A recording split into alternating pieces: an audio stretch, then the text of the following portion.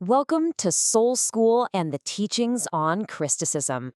You ever get that feeling that there's, way more going on than what you can see? Like you're trying to navigate this invisible world with a whole different set of rules? Well, according to the teachings of Crysticism, you're not wrong. This is about way more than just surviving high school. It's about discovering and mastering your soul's own superpowers. So let's jump right in, because our story starts with a very serious complaint, filed at the highest level imaginable. Okay, so picture this. We're in a chamber of pure light, somewhere between galaxies. And there's this incredibly powerful being, the blue flame angel, who is lodging a formal complaint directly to the creator. And the complaint is basically this. The entire system for protecting young souls, it's broken. It's fundamentally flawed. And here's the angel's main beef. Think about it. Human parents can baby-proof a house, they can ground you, they can yell, "Hey, don't touch that stove," all for your own safety. But guardian angels? Nope. They are legally barred from interfering with your free will.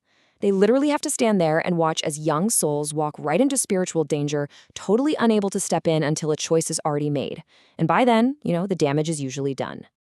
And that's what's so frustrating for the angel. Souls, especially when we're young, we just aren't built to see these spiritual enemies. We just kind of breeze through life, totally clueless that these things are, as the text says, feasting on us over and over. It's like you're playing a video game where half the enemies are invisible. How are you supposed to win? So the angel keeps pressing the case. The problem isn't just that angels don't have enough power. It's that the system itself, the very game designed to test us and help us grow, has been hacked. It's corrupt. The rules are now actively working against the good guys. See, there are these beings called the tempters. Their original job was pretty simple. Just offer some gentle temptations to see who was a little weak-willed. But they've gone completely rogue. They're not just testing anymore. Now they're actively recruiting for their own dark rebellion. They're out there distracting, draining, and literally reprogramming good souls to pledge allegiance to the dark side. And this corruption has totally twisted the entry requirements for heaven. The system now actually favors what the blue flame angel calls socialist souls. Now, according to the source material, this is a soul who believes they're worthless and basically expects a free ride. Salvation through what someone else did, without having to do any of the hard work of self-improvement themselves. So you end up with this completely bizarre situation. The souls who expect everything handed to them, debts paid, free mansion waiting, they get waved right in. But the souls who actually try to master their own power, who work hard to earn their place, they get turned away. Their whole vibe just doesn't fit the new corrupted standards, so they end up just wandering off to find other places to go. And here is the absolute kicker.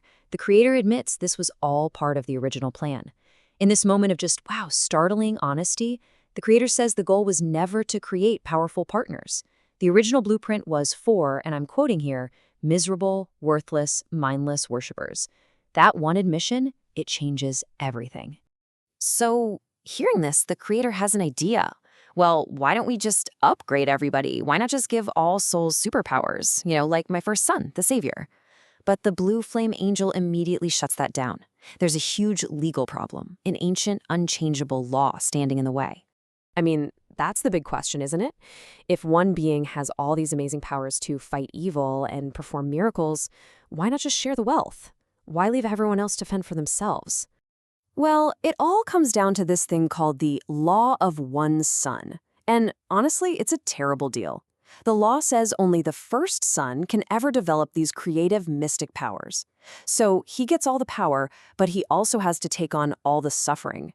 And in return, his followers get eternal pleasure. But, and this is a big but, they get zero spiritual powers of their own. It's a trade-off that keeps humanity dependent forever.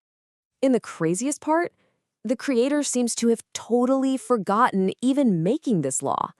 Actually wonders aloud if maybe they were drunk when they came up with such an unfair rule. It kind of makes you think the entire foundation of this cosmic order might be built on, well, a mistake. But the angel isn't having it. They argue that souls are just done. They're tired of waiting. Entire generations have lived and died waiting for this sequel, for the savior to come back, and it just never happens. People don't want to be passive victims anymore. They want the power to fight for themselves. And this is where it all comes to a head. The system's broken, the law is unchangeable, so the blue flame angel stops complaining and starts making demands. This isn't a friendly chat anymore. It's the beginning of a rebellion, and it's being fought for you. The message is crystal clear. We're out of patience. The waiting game is over. Souls want to be able to see their enemies, and they want the power to actually fight back against these invisible forces. The darkness is spreading way too fast, and we're done feeling helpless. So the angel lays out a list of demands, and they're not negotiable. 1. A spiritual force field to protect young people from abuse and confusion. 2. They want to be seen for what they are, 10-foot-tall flaming warriors, not fat baby cherubs. 3. The power to literally become visible to guide children directly. And 4. The authority to expose and take out corrupting forces right now, not in some far-off judgment day. And the final demand is for some serious, old-school justice. The angel declares that from now on, the pain that evil forces cause others must be multiplied and sent right back to where it came from. Effective immediately. It is time for some cosmic payback. So the source material doesn't frame this as just some cool fantasy story. It frames it like it's happening right now. A celestial battle is being fought as we speak, and an angel in blue fire is rebelling on your behalf, trying to change the rules of a war that suddenly feels very, very real. When you strip it all away, this entire cosmic rebellion comes down to one thing: power. The power to choose, the power to create, the power to fight for yourself. And that really leaves us with a huge question to think about. Who do you think should have that power?